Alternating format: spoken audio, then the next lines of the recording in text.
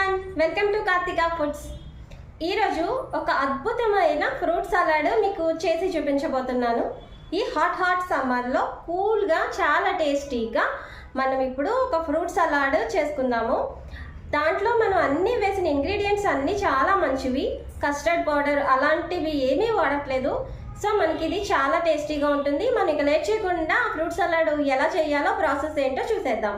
కోసం నేను తీసుకున్న ఫ్రూట్స్ ఏంటంటే ఇది వాటర్ మెలన్, పుచ్చకాయ, ఇంకా గ్రేప్స్, ద్రాక్ష పళ్ళు, బొప్పాస్ పండు, పపాయ, ఇంకా బాగా పండిపోయిందండి అరటిపండు ఒక్కటే ఉంది, అది వేసేద్దామని కట్ చేస్తాను.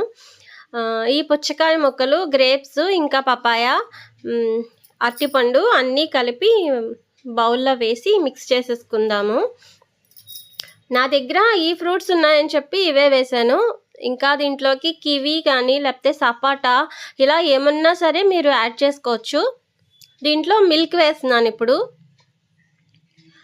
మనకి ఫ్రూట్స్ అన్నీ ములిగేంత వరకు కొంచెం మిల్క్ వేసుకుంటే సరిపోతుంది. దీనికి కొలత అంటూ ఏమి ఉండదు, చూసుకోండి. ఫ్రూట్స్ ములిగేంత వరకు వేసుకోవాలి పాలు.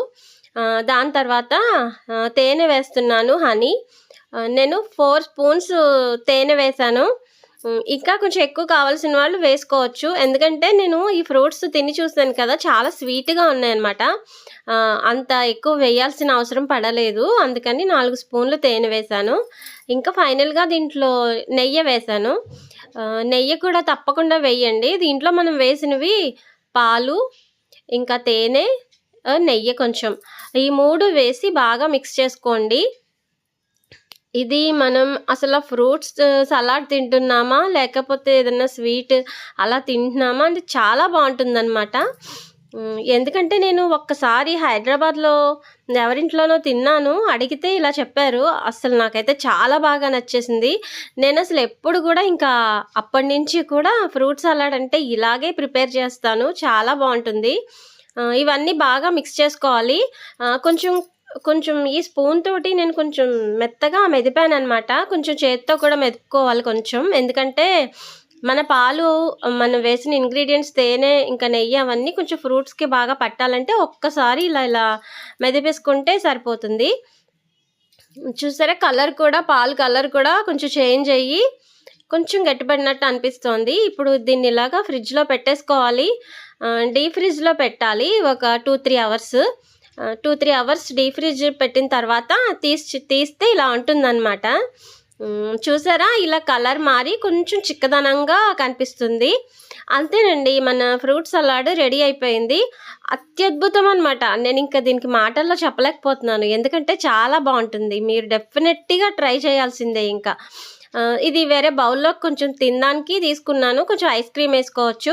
ఐస్ క్రీమ్ వేసుకుంటే ఇంకా బాగుంటుంది, వేసుకోకపోయినా కూడా చాలా బాగుంటుంది.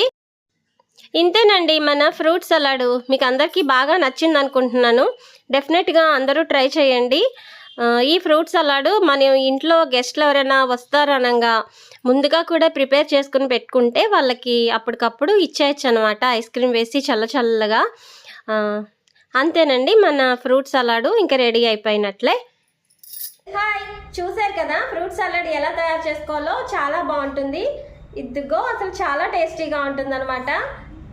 ఇదిగో ఈ పాలతోటి ఇప్పుడు మనం మిల్క్ వేసాం కదా, కనిపిస్తున్నాయి కదా, ఈ పాలతో పాటుగా మనం ఈ ఫ్రూట్స్, ఐస్ క్రీమ్ మిక్స్ చేసుకుని తింటే అస్సలు అదిరిపోతుంది అనమాట. చాలా బాగుంటుంది, ఇంకా మాటలు లేవన్నమాట, అంత బాగుంటుంది. డెఫినెట్గా ట్రై చేయండి.